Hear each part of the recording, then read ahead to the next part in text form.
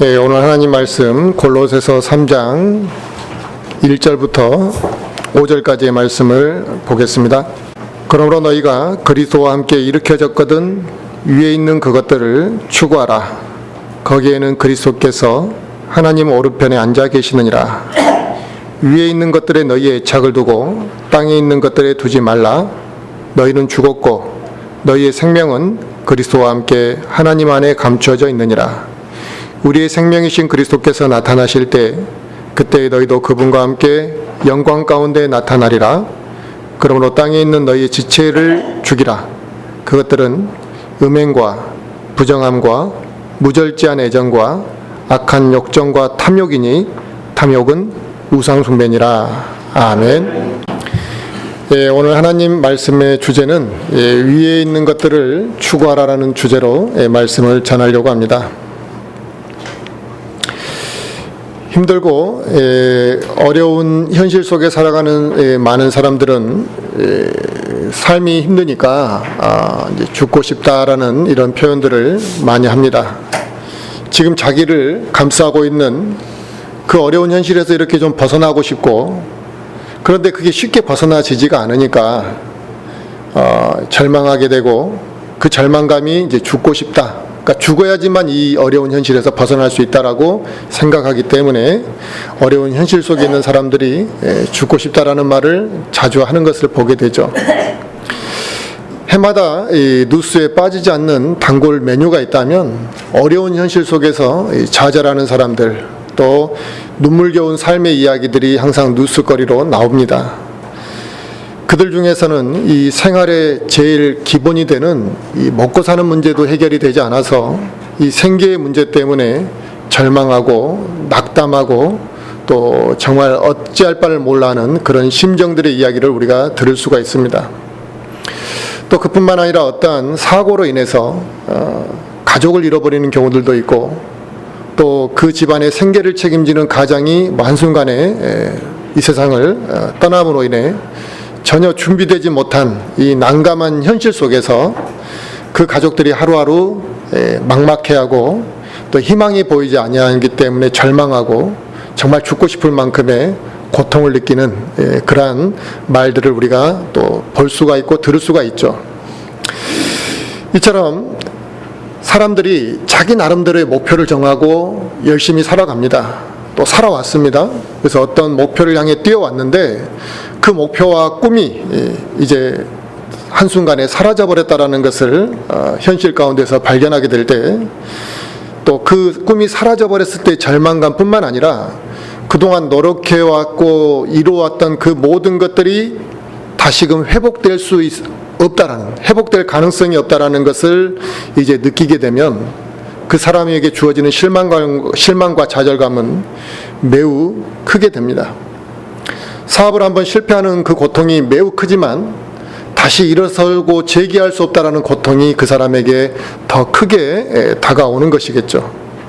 그래서 회복되어지거나 또 좋아질 것이라는 기대와 희망이 없으면 사람은 더 깊은 절망 속에 빠져들게 되는 것입니다. 아주 작은 희망조차도 싹 틔울 수가 없구나라는 그런 생각을 하게 되면 이제 우리가 흔히 말하는 망연자실한 상태가 되게 되고, 무엇인가를 해보겠다는 의지가 그 사람에게서 이제 사라지게 될 때 사람들은 두려워하고 낙담 가운데 빠지고 이제 그게 자살이라는 그런 극단적인 선택까지도 하게 되는 것이죠. 구원받은 이 그리스도인들, 우리 구원받은 그리스도인들 중에는 욕망에 사로잡혀 살아가는 사람들이 있습니다. 욕망에 사로잡혀 있다는 것은 모든 것이 욕심에 사로잡혀 있는 것들이죠. 자기 육신적인 욕심들을 이루기 위한 그 욕망에 사로잡혀 있는 사람들. 그러면 그 욕심을 채우기 위해서 그것만을 위해서 살아가는 것이죠.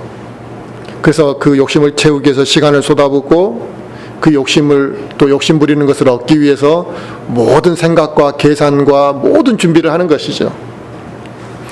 그런데 그렇게 자기가 쏟아부었던 그 노력, 또 자기가 얻고자 했던 그것을 추구하지 못하게 되거나 또 그 추구했던 것을 한순간에 잃어버리게 되면 그 구원받은 그리스도인도 공허함 속에 빠질 수가 있습니다.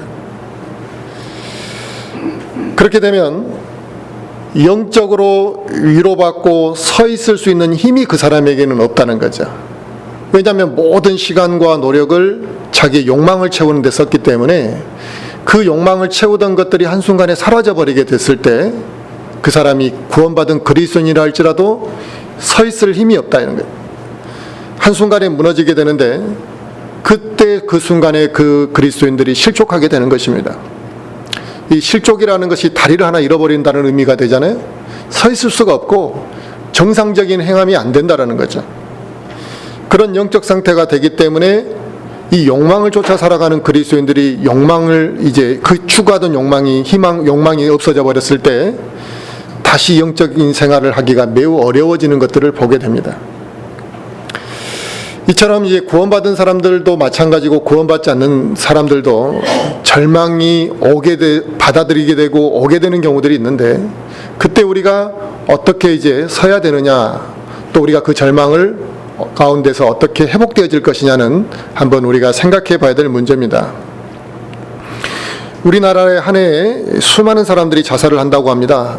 정말 우리의 생각 이상으로 많은 사람들이 자살을 하는데 그 사람들이 다 별 볼 일 없는 사람들은 아닙니다.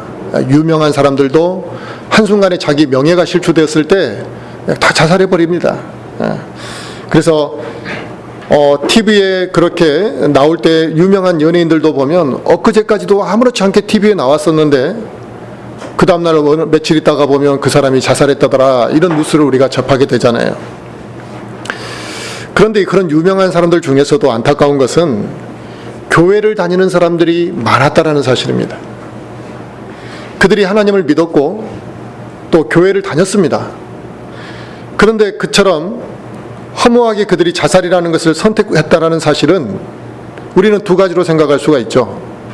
그들이 구원을 받지 않았거나, 그러니까 구원을 안 받았기 때문에 그 무엇인가 이 세상에 낙담하는 마음 하나로 그냥 자기 생명을 끝내버렸거나, 아니면 구원을 받았지만 그 사람에게서는 하늘나라에 대한 소망이 전혀 없었기 때문에 그 소망을 잘못된 데다가 소망을 두었기 때문에 그가 자살이라는 선택을 했을 가능성도 있는 것입니다. 하나님을 믿는다고 말을 하고 그가 교회를 다녔을 때는 교회를 통해서 무엇인가 위로를 받기를 원했겠지만 결국 그가 왜 자살이라는 걸 선택했느냐, 결국은 세상을 위해서만 살았고 세상의 모든 목적을 두고 살아왔기 때문에 그 목적을 두고 얻고자 했던 이 세상의 희망이 사라져버렸을 때 그 악한 마귀의 유혹을 벗어나지 못한다는 것입니다. 마귀가 유혹한다는 거죠. 그리고 그 희망이 사라졌을 때 그가 하나님 안에서의 어떠한 소망과 위로를 얻을 수 있는 전혀 그런 것들이 없기 때문에 자살이라는 이 잘못된 선택을 하더라는 것입니다. 죽음 이후의 영원한 시간, 또 죽음 이후에 어떠한 공간이 있다는 것을 믿지 않는 이 세상 사람들은 그냥 죽어버리면 된다, 이렇게 생각할 겁니다. 그러나 그것은 그들만의 착각이죠. 이 죽음 이후에 아무것도 없을 거라는 것은 자기들만의 생각이고 악하게 살아온 사람일수록 그들의 희망사항일 뿐입니다. 하나님께서는 분명히 죽음 이후의 시간과 죽음 이후에 있게 될 일들에 대해서 우리 성경에 기록해 놓았다는 거죠. 저 하늘나라에 대한 영원한 시간이 없다면 우리는 정말 비참한 사람들입니다. 또 저 하늘나라의 영원한 시간에 비하면 지금 이 세상에 우리가 살고 있는 이 삶의 시간은 너무나 무의미하고 너무나 짧고 초라하기 그지없다는 것이죠. 저 하늘나라에서는 우리가 영원히 살게 되지만 지금 이 세상에 우리는 언젠가는 다 죽게 되어 있지 않습니까? 하나님을 믿고 예수 그리스도를 자신의 구원자로 받아들인 이 그리스도인들조차도 이 세상에서는 언젠가는 죽어야 된다는 사실입니다. 이처럼 우리의 인생이 짧습니다. 또 우리가 얻고자 했던 그 부귀영화가 영원히 지속되지 못합니다. 그리고 이 세상에 우리는 분명히 고통을 받고 있고 눈물을 흘릴 일들이 많기 때문에 우리는 이 세상에 사는 동안에 무엇인가 저 하늘나라에 대한 소망과 이 세상의 소망이 서로 충돌을 일으키는 경험들을 우리는 하게 되는 것입니다. 그런데 하나님께서 우리에게 말씀하실 때, 야, 너가 이 세상에 영원히 살지 못하잖아. 너가 부귀영화를 영원히 누리지 못하니까 차라리 고통받는 이 세상에서 오래 살려고 하지 말고 빨리 죽어버려라. 그게 더 좋지 않느냐? 이렇게 말씀하지는 않으신다는 거죠. 만약에 하나님께서 이 세상에서 부귀영화를 우리가 영원히 누리지 못하고 이 세상은 고통받는 곳이니까 물론 부정적으로 말씀하시고 있지만 그렇다 그래서 우리에게 빨리 죽으라고 또 말씀하지는 않으십니다. 왜냐하면 이 세상에 우리에게 주어진 사명과 또 우리에게 맡기신 무엇인가 목적이 있기 때문에 그렇습니다.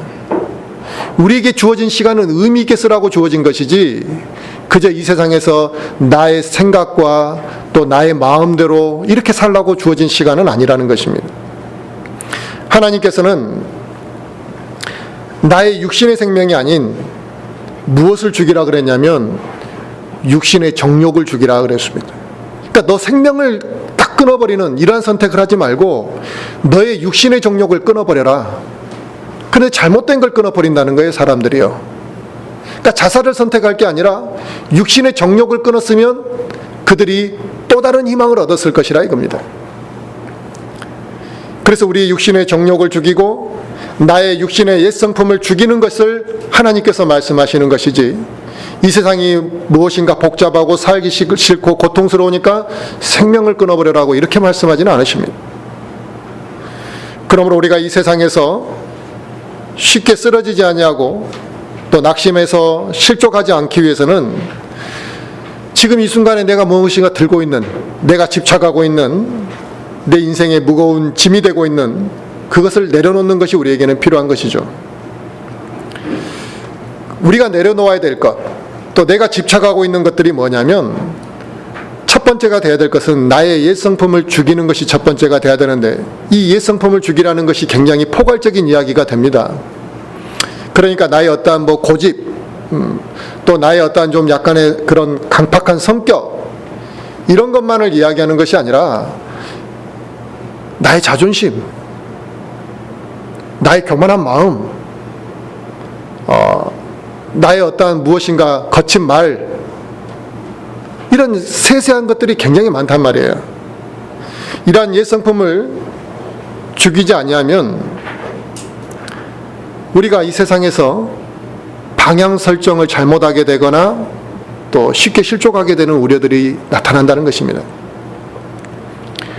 그런데 안타까운 것은 내가 구원을 받았다고 말을 하면서도 이 구원에 대한 의미와 구원받은 이후의 나의 상태에 대해서 잘 인지를 못하고 살아가는 경우들이 있습니다.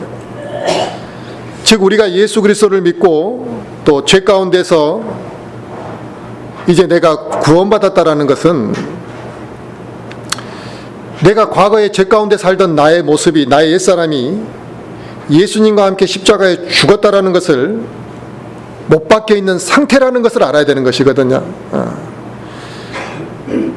죄 가운데 살아가던 나의 옛사람이 주님과 함께 못 박혀 있는 현재 그 상태인데 그것을 정확하게 인지를 못하고 그저 나이가 열심히 교회만 나가면 영적으로 신앙생활을 잘하고 있다 이렇게 생각한다는 것입니다.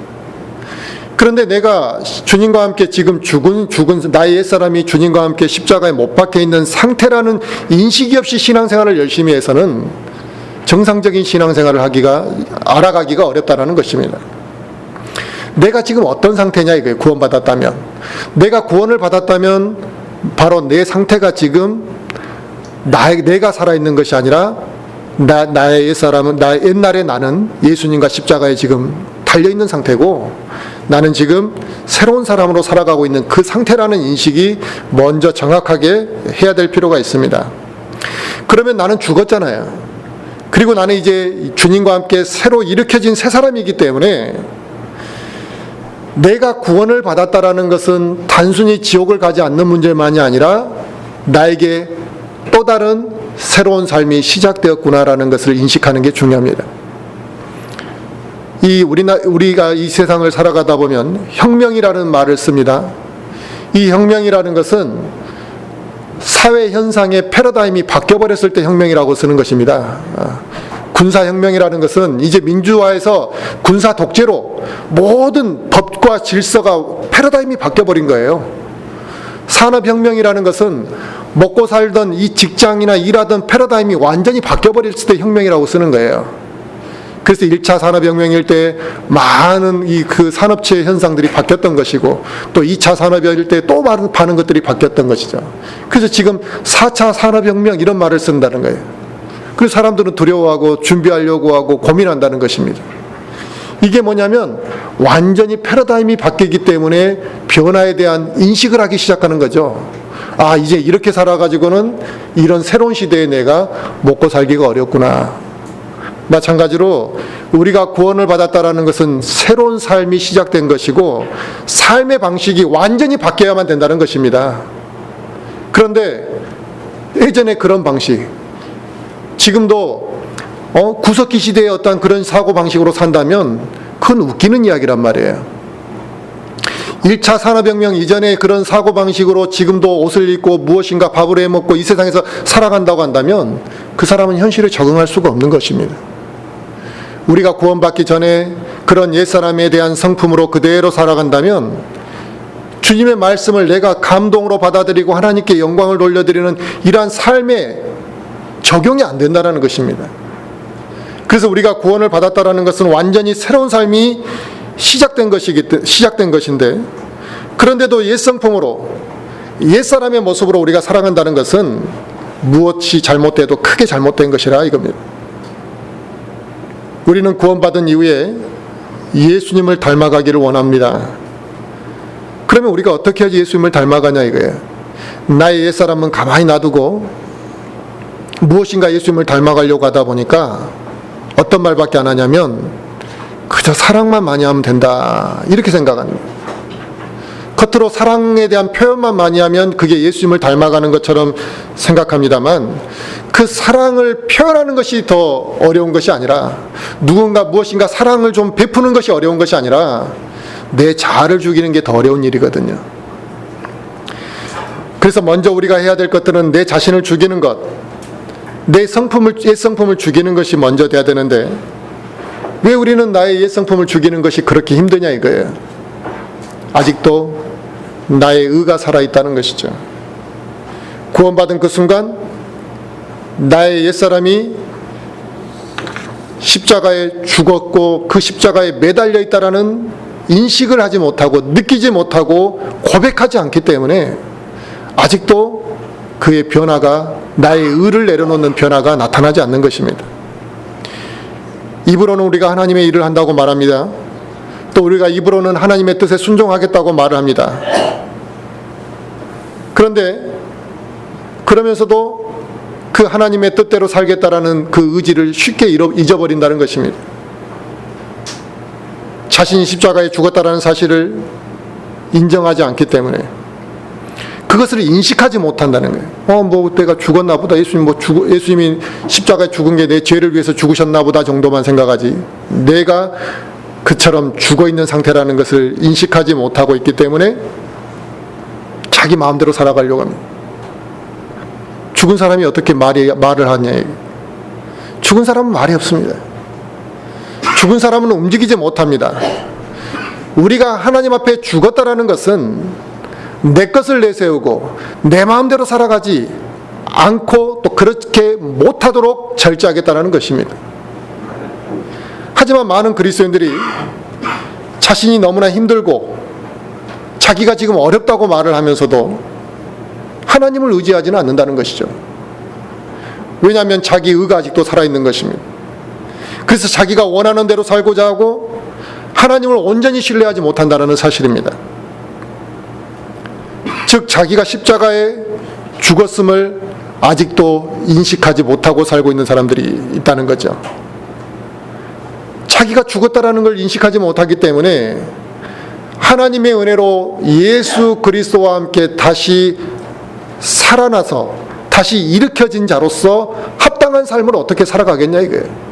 자기가 죽었다는 걸 알아보고 인식해야지만 이제 하나님 앞에서 다시 우리가 주님과 함께 살아났다라는 삶을 살 수가 있는 것인데, 죽은 거에 대한 인식을 하지 못하고 지금 자기 옛사람이 십자가에 죽어있다라는 그 상태를 인지하지 못하는데 어떻게 자기가 변화된 삶을 살아가고 예수 그리스도를 닮아갈 수 있겠냐 이거죠. 우리가 구원받은 그리스도인이라고 한다면 하나님 앞에 나의 모든 것들을 한 번은 좀 내려놓는 그 경험이 필요합니다. 나는 하나님 앞에 죽은 자와 같고 나는 심히 어리석고 부족하기 때문에 내 자신을 의지하는 것이 아니라 하나님을 의지하는 그런 삶을 살기 원한다라는 그 결단이 우리에게 한 번 정도는 있어야 된다. 사실 매일 있어야 되는 것이 맞는데요, 최소한 한 번은 있어야 된다는 것입니다. 그래서 우리 그리스도인은 이미 십자가에 죽은 자요, 이 세상에 대해서도 죽은 자가 되는 것입니다. 그러니까 십자가에 죽어 있다는 것은 이 세상에 대해서도 죽어 있는 것이죠. 그런데 우리는 예수 그리스도와 함께 살아난 자이기 때문에 이 세상에서 절망하는 사람들이 나 죽고 싶고 정말 미치도록 힘들다고 말하는 그 괴로움과 우리가 말하는 괴로움이 같을 수가 있겠냐 이거예요. 우리 그리스도인은 저 하늘나라에 대한 강력한 소망이 있기 때문에 이 세상에서 죽는 것을 우리는 슬퍼하지 않습니다. 왜? 죽으면 끝나는 것이 아니라 더 나은 세상이 있을 거라는 걸 믿기 때문에 그렇죠. 그래서 또 오히려 이 세상에 대한 연연함이 우리에게는 없습니다. 이 세상에 연연하지 않을 때 우리는 저 하늘나라를 가고 싶어하는 소망이 우리 안에 강력하게 나타나게 되겠죠. 구원받지 못한 사람들이야 이 세상에서 죽는다라는 것은 자기의 모든 것을 포기하는 것과 같은 것입니다. 하지만 우리 그리스도인이 하나님 앞에서 죄에 대해서 죽고 세상으로부터 죽은 것은 단순히 우리에게 비참한 삶을 이야기하는 것이 아니라 영원하지 못하는 이 썩어버릴 것들에 대한 우리가 해방되어지는 것을 의미하는 것이죠. 이 썩어버릴 것으로부터 해방되어졌다는 것은 새로운 것에 대한 희망을 하나님이 우리에게 주셨기 때문에 가능한 것입니다. 하나님께서 주시는 것은 영원한 것을 우리에게 주셨고 썩지 아니할 것을 주셨기 때문에 우리에겐 그것이 뒤바뀌어지는 현상이 일어났을 때 오히려 기뻐하고 이 세상에 대한 미련을 우리에게는 두지 않는 것입니다. 그러므로 우리 그리스도인들은 이 세상 삶 가운데 막막하고 힘들고 절망 가운데 있을 때 어떻게 되겠습니까? 하나님을 붙잡는 것입니다. 그 소망이 우리에게 있고 이미 이 세상을 우리는 한번 포기했기 때문에 이 세상에서 주는 절망감에 우리는 좌절하지 않는다는 것이죠. 이 세상에 썩어질 것들은 우리 이미 한번 버리는 것을 경험했고 저 위에 있는 것들을 우리는 추구하기 때문에 우리는 이 세상에 무엇인가 절망감이 찾아왔을 때 포기하지 않습니다. 사람이 죽을 때가 되면 아무것도 가져갈 수가 없고 이 세상과 완전한 이별을 해야 된다는 것을 사람들은 알게 됩니다. 그래서 죽음을 앞뒀을 때 모든 것을 포기하고 욕심을 버릴 수가 있는 것이죠. 내 자식이 내일 모레 죽는다고 한번 가정을 해보자 이거죠. 그 학생이 고3이든 결혼을 앞뒀든 중요한 사건을 앞뒀든 간에 내일 모레 죽는다는데 우리가 그거 빨리 하라고 그러겠냐 이게. 이 모든 것들을 죽음이 임박했을 때 포기하는 것을 우리는 배우게 되는 것이거든요. 우리 자신도 우리의 옛사람이 주님과 함께 십자가에 죽었다라는 것을 깨닫고 인식하게 될 때 우리가 이 세상의 욕망을 쉽게 버릴 수가 있는 것입니다. 그런데 내가 이 세상의 욕망을 쉽게 버리지 못한다는 것은 지금 내가 예수님과 함께 십자가에 못 박혀 있고 나의 옛사람이 죽었다라는 인식이 나에게 아직 안 되고 있다는 것을 의미하는 것이겠죠. 죽어버린 사람이 나 좀 이것도 좀 챙겨야 되겠고 나 저것도 좀 가져가야 되겠다고 죽어버린 사람이 어떻게 그런 발버둥을 치겠느냐 이겁니다. 사람은 자신이 죽을 때가 되면 아무것도 가져갈 수 없다는 걸 알기 때문에 이 세상에 믿지 않는 사람들조차도 죽는 그 순간에, 죽음을 맞이하는 그 순간에는 욕심을 내려놓는다는 것입니다. 우리 그리스도인들도 하나님 앞에 온전히 헌신하고 또 바로 서기 위해서는 나의 옛사람이 십자가에 죽었다라는 그 사실을 깨닫고 인식하는 것이 반드시 선행되어야만 합니다. 그런데 우리 안에 이 세상에 대한 미련이 강하게 남아있고 내가 무엇인가 욕망에 사로잡혀 있다면 그것은 지금 그 순간만큼은 그 사람에게 하늘나라에 대한 소망이 없는 것이죠. 쉬운 예로 그런 경우도 있습니다.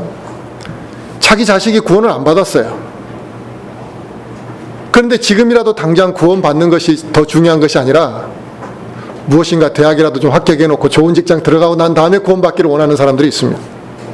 그게 더 급하다 생각하는 거죠.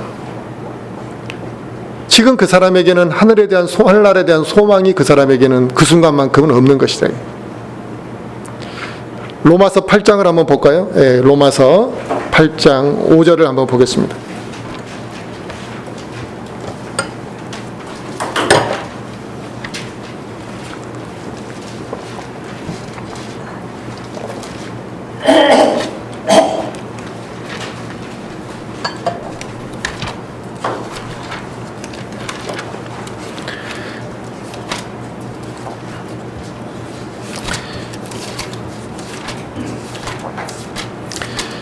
로마서 8장 5절부터 보시면 8장 5절부터 8절까지 한번 보겠습니다.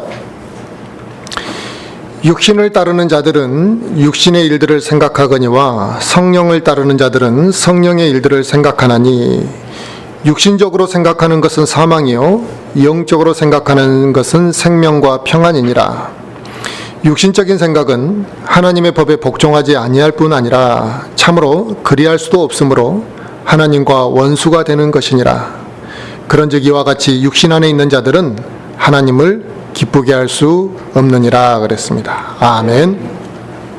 내가 무엇인가 세상에 대한 미련을 강하게 가지고 있고 욕망에 사로잡혀 있다면 하늘나라에 대한 소망이 내 안에 없는 것만이 아니라 하나님을 기쁘시게 할 수도 없구나. 이걸 성경이 말씀하시고 있다는 겁니다.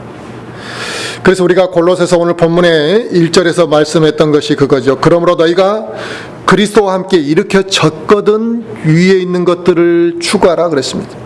그러니까 너가 구원 안 받았다면 그럴 필요가 없지만 구원 받았다면 이제 하늘에 있는 저 위에 있는 것들을 추구하는 삶을 살라라고 말씀하시고 있습니다. 영적인 것을 모르는 이 세상에 믿지 않는 자들은 세상을 위해 살아가는 것이 맞고 세상이 전부이기 때문에 이 세상에 얻을 수 있는 것들만을 위해서 살아가겠죠. 눈에 보이는 그것들이 그들에게는 제일 좋은 것이겠죠. 그래서 그들의 모든 목표와 방향은 다 이 세상에 맞춰져 있을 겁니다. 하지만 이 세상뿐만 아니라 죽음 이후에도 무엇인가 또 다른 세상이 있다는 것을 알고 있는 우리 그리스도인들은 그렇지 않죠. 만약에 믿지 않는 그 사람들에게 그들이 구원을 받든 안 받든 간에 죽음 이후에 또 다른 세상이 분명히 있다는 걸 안다면 지금처럼 살지는 않을 것이래요.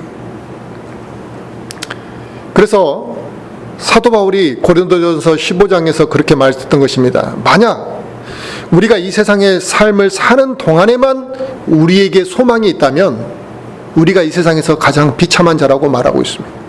그러니까 죽음 이후에 또 다른 삶과 시간과 세상이 없다면 이 세상에서 우리가 살면서 절제하고 또 이 세상에서 우리가 인내하고 우리가 무엇인가를 희생하고 살았던 이 모든 것이 얼마나 어리석은 것이냐 이렇게 말하고 있습니다. 그렇지 않습니까? 죽음 이후에 하늘나라가 없다고 한다면 그리고 이 세상이 전부라고 한다면 지금 우리가 살아온 이 삶이 얼마나 불쌍하냐 이거예요.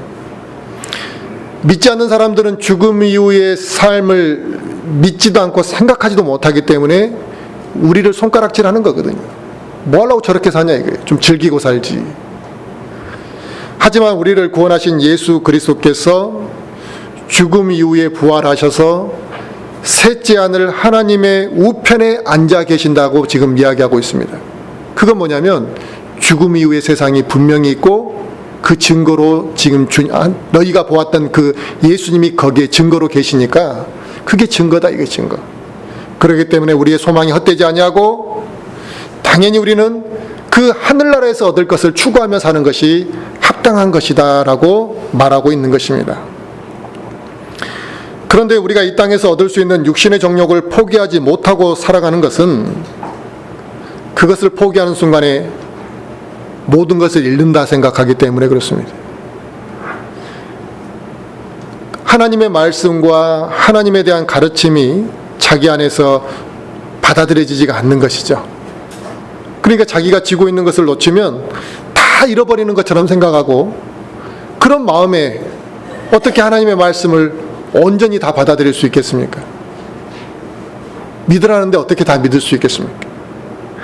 하나님께서 우리를 지켜주시고 하나님께서 우리를 보호하신다라는 그 확신이 없으면 오늘 본문의 2절에서 말씀하신 이것을 부담스럽게 들릴 수 있거든요.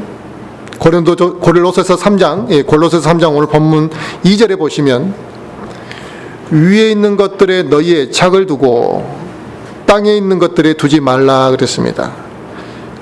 그러니까 하나님께서 우리를 지켜주시고 보호해 주신다는 확신이 우리 안에 없으면 이 말씀이 우리에게는 사실 굉장히 부담스럽게 느껴지는 겁니다. 애착, 우리가 집착이라고도 뭐 표현할 수도 있겠습니다만, 집착하고는 좀 다르죠. 정말 내가 관심을 가지고 정말 그것만이 생각나고, 밥 먹어도 그게 생각나고, 잘 때도 생각나고, 항상 생각나는 이런 게 애착이잖아요. 그런데 이 애착을 어디에다 두라 그랬는가? 바로 저 하늘나라에서 받게 될 것, 위에 있는 것들에 우리의 애착을 두라 그랬습니다. 우리가 누군가로부터 선물을 받을 때, 또 우리가 고향에 이렇게 가게 될 때 설레임과 기다림이라는 게 있습니다. 왜냐하면 내 마음이 거기에 가 있기 때문에 그런 거죠. 하지만 그런 것들에 대한 관심이 전혀 없다고 한다면 선물을 줘도 기대감이 없는 것이고, 선물을 준다 해도 기대감이 없는 것이고, 또 내가 고향을 방문한다 해도 그게 설레임과 기다림과 이런 것들이 우리 안에 없다라는 것입니다. 그러니까 내 마음에 관심이 가 있느냐 없느냐에 따라서 똑같은 것에 대한 반응이 전혀 우리 안에서 다르게 나오더라는 거죠. 그러므로 하나님께서 주실 것을 소망하는 것은 그냥 막연하게 주시겠지라는 생각을 하고 기다리라는 것이 아니라, 우리 안에서 설레이는 마음, 그 간절한 마음, 그게 바로 애정이라는 것입니다. 그걸 가지고 기다리라는 것입니다. 기다리는 것이 단순히 아무 생각 없이 기다리고 그냥 막연히 기다리라고 성경은 말씀하고 있지 않습니다. 애정을 가지고 기다리게 되면 그날이 오기를 손꼽아 기다리게 되는 것입니다. 그런데 지금 우리가 내가 하나님 앞에 가게 될 날을 손꼽아 기다리면서, 하나님 나를 언제 데려가시나, 내가 언제 하늘나라에 좀 빨리 갈 수 있을까, 이런 마음이 우리에게 있느냐는 것이죠. 우리가 하늘에 있는 것들에 애착을 두어야 하는 이유는 이 세상이 우리가 영원히 살 것이 아니라는 것입니다. 우리가 영원히 살 곳은 이 세상이 아니라 하늘에서라는 것이죠. 또 그러므로 때가 되면 우리는 그리스도와 함께 영광 중에 나타나게 될 것이라 그랬습니다.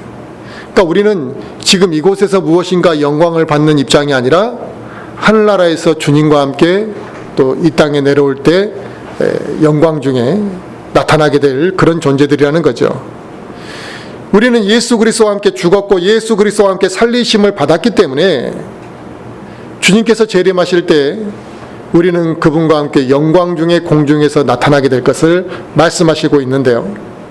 그때 새하늘과 새 땅이 우리에게 또 주어질 것을 말씀하시고 있고, 주님이 영원히 통치하시고 그분의 영광 중에 그분과 함께 거하게 될 것을 말씀하시고 있습니다. 이처럼 우리는 아주 특별한 존재들이라는 거죠. 이 세상에 사는 동안, 그래서 이 특별한 존재들이 이 세상에 사는 동안 정욕의 도구로 우리의 몸을 사용하지 말고 악의 도구로 우리의 몸을 사용하지 않도록 그렇게 하도록 하기 위해서 우리의 지체를 죽이라고 말씀하시는 것이지, 이 세상에 사는 동안 가난하게 살고 이 세상에 사는 동안 그냥 이렇게 나약하게 살고 적당히 살고 이런 의미로 우리 지체를 죽이라는 것이 아닙니다. 우리는 우리 지체를 죽이라 그러면 힘이 없어지고 또 아무것도 하지 못하고 그저 좀 어리석고 좀 가난하게 살 것처럼 그런 생각을 합니다만, 그게 아니에요. 우리의 몸을 정욕의 도구로 사용하지 아니하고, 우리가 구원받기 전에 얼마나 우리의 몸을 그렇게 악하게 사용해 왔냐 이거예요. 악의 도구로 쓰임받는 적도 얼마나 많았냐 이거예요. 그렇게 살지 않도록 하기 위해서 우리 지체를 죽이라고 말씀하시는 것입니다. 그 말씀이 갈라디아서 5장 말씀하고 같은 맥락이거든요. 한번 볼까요? 예. 앞으로 넘기셔서 갈라디아서 5장을 한번 보겠습니다.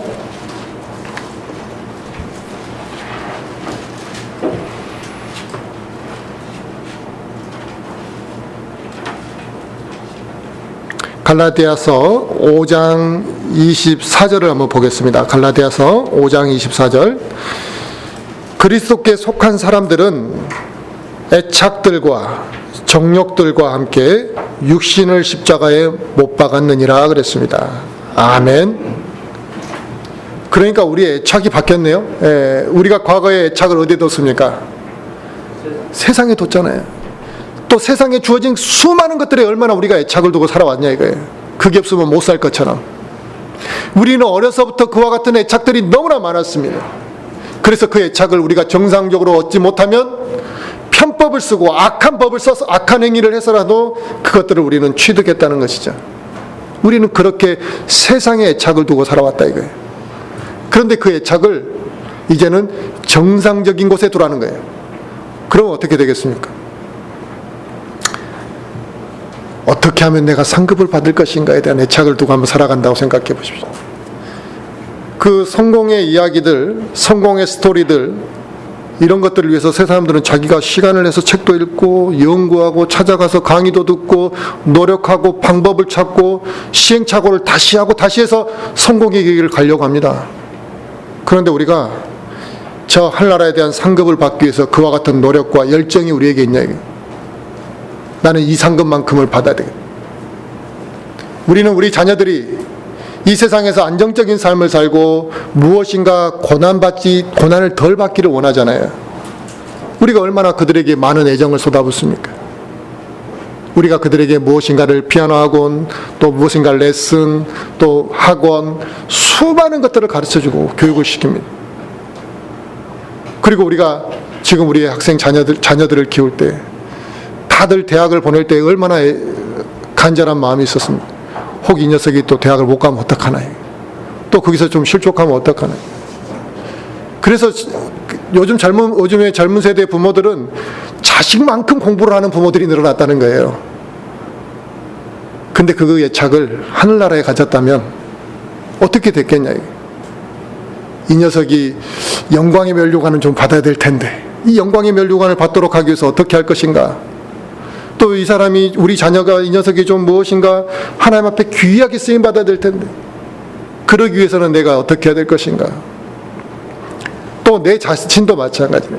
내가 무엇인가 저 하늘나라에서 내가 이 세상에서 무엇인가 성공하고 잘되고 안정적인 것을만을 취할 것이 아니라 저 하늘나라에서 내가 받게 될 그것에 대한 애착이 나에게 강력하게 있다면 나에게 주어진 시간을 절대로 헛되게 살지는 않을 것이라 이겁니다. 우리 육신의 정욕이 살아나면 음행과 악한 색욕과 탐심이 우리 안에서 자리 잡게 되는 것입니다. 그런데도 이 중에서도 탐심은 하나님이 매우 싫어하셨다는 걸 알 수 있는데 이 탐심은 하나님께서 우상숭배라고 표현을 해버렸습니다. 구원받은 그리스도인은 하나님 앞에 이미 한번 다 죽은 자들입니다. 죽었다라는 것은 뭐냐? 죄에 대해서 죽은 것이죠. 그러므로 우리는 죄와 관련된 탐심, 음행, 부정, 무절제에 대해서도 죽었어야 된다 이거죠. 그런데 탐심이 내 안에 있게 되면 우리의 마음이 하나님에게로 절대로 향하지 않게 된다는 것입니다.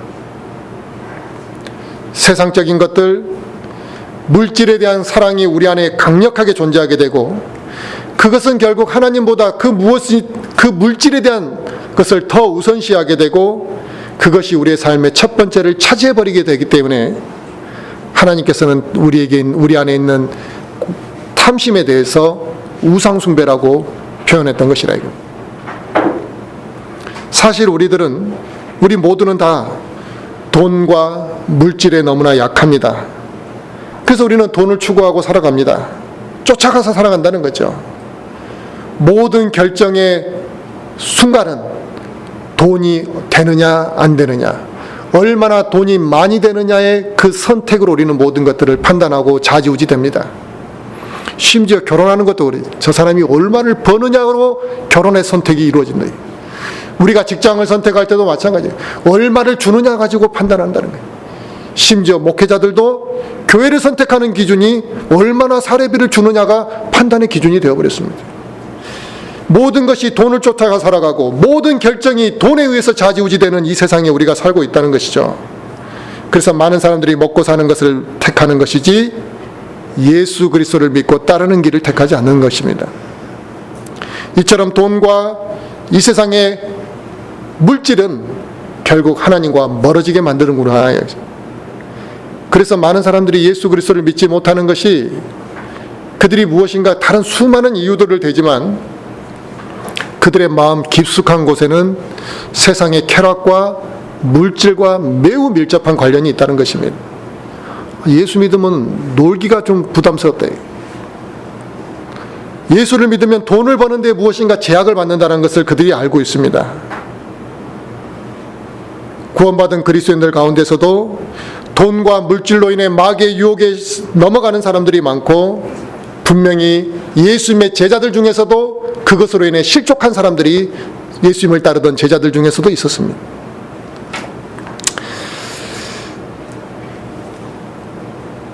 그리고 오늘 말씀에 또 하나 음행과 부정함과 무절제한 애정과 악한 욕정에 대해서도 너희는 죽은 자처럼 행하라고 말씀하시고 있습니다. 세상 죄에 대해서 우리가 더 관대해져 가고 세상 죄에 대해서 관대해지다가 이제는 성적인 문란에 대해서도 관대해져서 간음과 동성애에 대한 그것들도 다 너무나 관대해져 있습니다. 하지만 우리 그리스도인들은 깨어 있어야 되고 분별해야 된다는 것입니다. 이 음행과 악한 욕정에 물들지 않도록 너희는 각별히 주의하라고 이렇게 말씀하시는 것입니다. 남들이 다 안다고 우리가 부정한 것을 할 수는 없는 것이죠, 이거죠. 세상의 흐름이 그렇다고 해서 우리가 따라갈 수는 없는 것입니다. 우리 그리스도인들은 절제와 분별이 있어야만 하고 이 절제와 분별이 악한 것들을 우리가 안 하게 되는 것이라 이겁니다. 악한 것들과는 처음부터 가까이 하지 말아야 하는 것입니다. 그뿐만 아니라 우리가 주님이 오시는 그날을 기다리며 살아가는 우리 그리스도인들이 이 세상에서 절제하지 못할 경우 어떤 문제가 발생하냐면 자기가 하나님을 위해서 무엇인가 수고해왔던 그 수고가 헛될 수가 있다는 것입니다. 그래서 사도 바울조차도 자기의 수고가 헛될까 봐 두려움으로 그 일을 해나갔던 사람이라는 것입니다. 그러므로 우리가 절제의 이 필요성, 분별의 필요성이 얼마나 중요한지를 알아야 됩니다. 지금 우리가 살고 있는 이 시대에 먹고 살기가 얼마나 좋아졌습니까? 또 살아가기가 매우 편한 시대가 되었습니다. 그래서 놀고 즐길 수 있는 수많은 거리들이 있습니다. 그래서 사람들이 예수님을 믿는다고 하는 사람들조차도 하나님의 일에 충실하게 따라오지 못하는 사람들이 이제는 다수가 되어버렸습니다. 우리를 즐겁게 해주는 수많은 것들 중에서 TV나 인터넷이 있습니다. 이것은 우리에게 필요하죠. 하지만 절제하지 못하면 득보다 실이 훨씬 많은 게 인터넷과 TV입니다. 또 지금 이 시대에 핸드폰이 있지 않습니까? 이 스마트폰은 얼마나 우리 생활에 많은 유익을 줬습니까? 필요한 것입니다. 유익한 부분이 너무나 많습니다. 하지만 이 핸드폰을 절제하지 못하면 더 해악이 많다라는 사실입니다. 많은 그리스도인들이 살면서 성경을 읽을 시간이 없다고 말하지만 실제로 읽을 시간이 없는 경우보다 성경을 읽는 것을 싫어한다는 표현이 더 맞는 것이죠. 성경 읽는 걸 싫어하지 시간이 없는 것은 아닙니다. TV와 인터넷에 사로잡혀서 너무나 우리가 그것들에 절제하지 못하고 빠지게 되면 수많은 시간들을 낭비하게 되는 것입니다. 그래서 우리에게 필요한 것, 특히 우리 그리스도인들에게 이 시대에 필요한 것들 중에 하나는 절제입니다. 절제를 하지 못해서 무절제함에 빠지게 되면 하나님과 교제의 시간들을 우리는 갖지 못하게 되는 것입니다. 하나님과의 교제의 시간들이 단절되게 되는 것이고 많은 그리스도인들이 그로 인해서 하나님과의 교제가 단절됨으로 인해 기도하지 못하고 말씀을 묵상해야 되는 걸 알면서도 하지 못하는 이러한 무절제한 삶이 이어지고 있는 것입니다. 이런 무절제한 삶 속에 살기 때문에 우리의 어떠한 방향성이 잘못 설정되거나 저 하늘에 있는 것들을 추구하지 못하게 된다는 것입니다. 결국 무절제한 그리스도인은 성령으로 충만할 수 없는 것입니다. 오늘 본문 말씀은 우리에게 위에 있는 것들을 추구하라고 말씀하셨는데, 우리가 위에 있는 것들을 추구하고 하늘에 소망을 두고 살아가기 위한 전제 조건은 반드시 우리의 지체를 죽이는 것입니다. 우리의 지체를 죽이지 아니하고 저 위에 있는 것들을 추구하며 살아가는 것은 어렵습니다. 그것은 육신의 노력만으로 얻어줄 수 있는 것이 아니고 쉽게 되는 부분은 아닐 수 있습니다. 왜냐하면 이 육신의 것들과 추구하는 것과는 반대되는 것을 우리는 요구할 수 있기 때문에 그렇습니다. 그러면 하늘나라에 대한 소망을 두는 것은 언젠가 내가 가겠지라는 이 막연한 생각으로 살라는 것이 아니라 주님이 계신 그곳에 주님을 다시 만날 그날을 간절히 바라고 살라는 말씀입니다. 하늘나라에 대한 강력한 소망을 품고 살아가기 위해, 그리고 나의 지체를 죽이는 것이 반드시 수반되어야 된다는 것입니다. 나의 옛사람을 죽이는 것이 선행되지 아니하는 것, 더 쉽게 이야기하면 내 음행과 부정함과 무절제한 애정과 악한 욕정, 이 탐욕을 내 안에서 죽이지 아니하면 저 하늘나라에 대한 소망이 내 안에서 강력히 살아있을 수 없고 또 그것을 추구하는 삶을 살지 못하게 된다는 것입니다. 수많은 상급들이 있습니다. 나는 이 상급만큼은 반드시 받을 거라는 그런 목표가 있습니까, 우리에게? 주시면 주고 말면 말고, 나는 그 영광의 면류관, 의의 면류관, 이런 면류관들을 내가 하나님으로부터 좀 받아야 되겠다는 그 목표가 우리에게 과연 있냐는 거죠. 그것을 안 받으면 미쳐버릴 것 같은 그런 추구함이 우리에게 있느냐는 것이죠. 탐욕은 우리가 제일 쉽게 빠지고 우리의 육신이 제일 쉽게 반응하는 것이 탐욕입니다. 그뿐만 아니라 우리는 탐욕에 빠져있는 내 자신에 대해서 너무나 관대하다는 것입니다. 또 다 그럴 수 있지 뭐.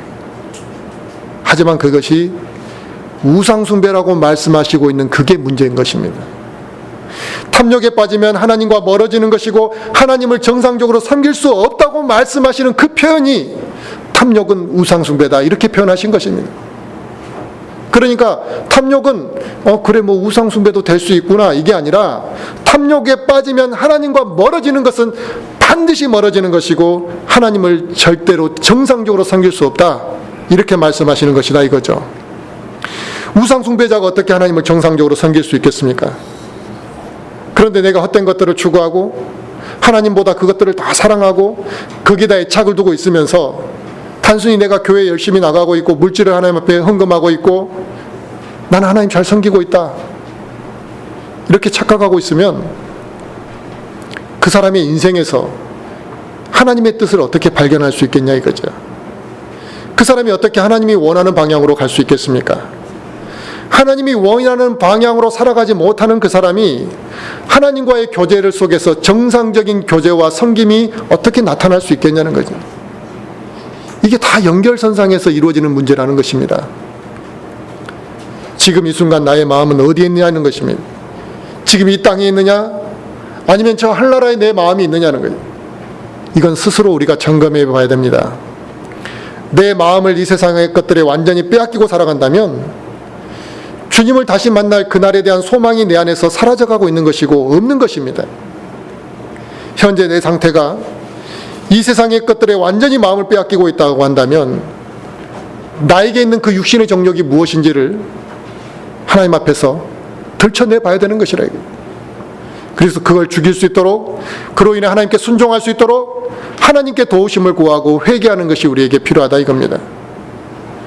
우리는 구원받는 그 순간은 분명히 하나님 앞에 죽은 자들이었습니다. 그리고 예수 그리스도와 함께 다시 살아난 자들입니다.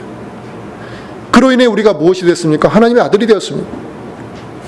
그런데 나의 육신의 성품이 계속해서 내 안에서 살아나고 내가 내 자신을 죽이는 것들을 방치하고 살아간다면 우리에게는 하나님과 멀어지는 것이 당연한 것 아니겠습니까? 그러므로 내 자신이 세상에 얽매여 있고 세상 일에 너무 집착해서 하나님과의 관계가 원활하지 못하다면 내가 무엇인가 하나님 앞에 솔직하게 고백하고 그로 인해서 하나님이 주시는 기쁨과 평안을 내가 완전히 누릴 수 있도록 하셔야 된다는 것입니다. 지금 우리가 그리스도와 함께 하나님 안에 감추어져 있는 상태입니다. 그래서 이 세상에서 누가 구원받았는지 눈으로는 알 수가 없습니다. 그러나 언젠가 그리스도께서 다시 오실 때 우리가 주님을 다시 만나게 될 그날에 영광 가운데서 우리가 분명히 드러나게 될 것이라는 것이죠. 이 소망이 저와 우리 모든 지체들 안에서 풍성히 나타나고 또 주님 앞에서 받게 될 그 상급을 쌓아가는 것에 대한 그 간절한 애착을 우리 모든 성도들이 두기를 간절히 바라겠습니다.